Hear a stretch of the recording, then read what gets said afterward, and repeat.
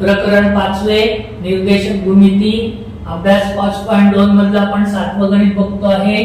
आपल्याला मध्य संपात बिंदूचे निर्देशक काढायचे आहेत, म्हणजे जी चे निर्देशक काढायचे आहेत। त्रिकोणाचे शिरोबिंदू दिलेले आहेत, त्यावरून आपल्याला जी ची म्हणजे मध्य संपात बिंदूची x आणि y ची किंमत काढायची आहे। x1 बरोबर आहे 7, y1 बरोबर आहे 6, x2 बरोबर आहे 2, y2 बरोबर आहे -2, x3 बरोबर आहे 8, y3 बरोबर आहे 5। x चा फॉर्म्युला आहे x बरोबर x1 अधिक x2 अधिक x3 छेद 3। म्हणून x बरोबर x1 ची किंमत आहे -7, x2 ची किंमत आहे 2, x3 ची किंमत आहे 8 छेद 3। 8 अधिक 2 10, -7 अधिक 10 छेद 3। x बरोबर म्हणून अधिक वजा किंवा वजा अधिक वजा करतो आपण, पण वजाबाकी मध्येच आपण संख्या छोट्या किंवा मोठ्या बघतो। 10 न 7 गेले उरले 3, मोठी संख्या 10 आहे म्हणून अधिकचं चिन्ह 3 छेद 3। 3 ने 3 ला भागले की उत्तर 1 येतं, म्हणून x बरोबर 1। आता आपण y ची किंमत काढणार आहोत। y बरोबर x1 y1 अधिक y2 अधिक y3 छेद 3।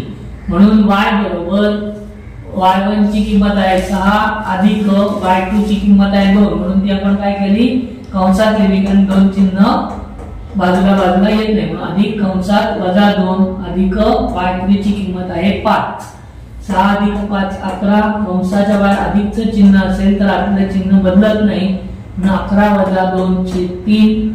11 न 2 गेले उरले 9 छेद 3। 3 ने 9 ला भागलं, 3 1 3, 3 3 9, y बरोबर 3।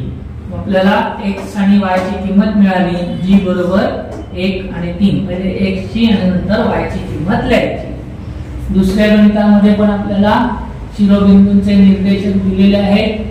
x1 ची किंमत आहे 3, y1 ची किंमत आहे -5, x2 ची किंमत आहे 4, y2 ची किंमत आहे 3, x3 ची किंमत आहे 11, y3 ची किंमत आहे -4। x बरोबर सूत्र आहे x1 अधिक x2 अधिक x3 छेद 3। म्हणून x बरोबर 3 अधिक 4 अधिक 11 छेद 3। 4 आणि 3 7 अधिक 11 18, x बरोबर 18 छेद 3। 3 1 3, 3 7 18, म्हणून x बरोबर 6। आता y ची किंमत काढूया। y बरोबर y1 अधिक y2 अधिक y3 छेद 3। म्हणून y बरोबर -5, x1 ची किंमत अधिक y2 ची किंमत 3 अधिक y3 ची किंमत -4, म्हणून ते आपण कंसात लिहिलेले आहे। अधिक वजा वजा वजाबाकी करताना मोठ्या संख्येचं चिन्ह देतो उत्तराला, म्हणून 5 - 3 2, मोठी संख्या 5 म्हणजे -2। अधिकचं चिन्ह कंसाच्या बाहेर आतली चिन्ह बदलत नाही, -2 -4 छेद 3। वजाची बेरीज केली तरी आपण चिन्ह वजाचंच देतो।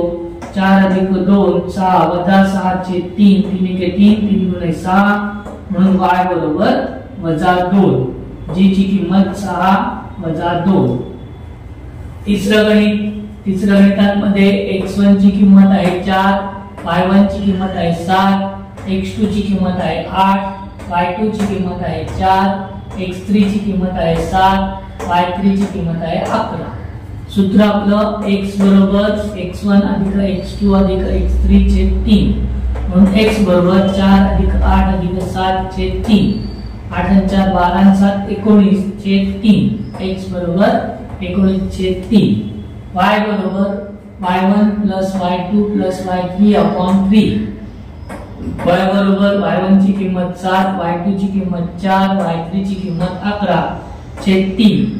7 आणि 4 11 अधिक 11 22, म्हणून y बरोबर 22 छेद 3। भाग जात नाही म्हणून आपण भाग दिलेला नाही। जी ची किंमत मिळाली आपल्याला 19 छेद 3 x ची आणि 22 छेद 3 y।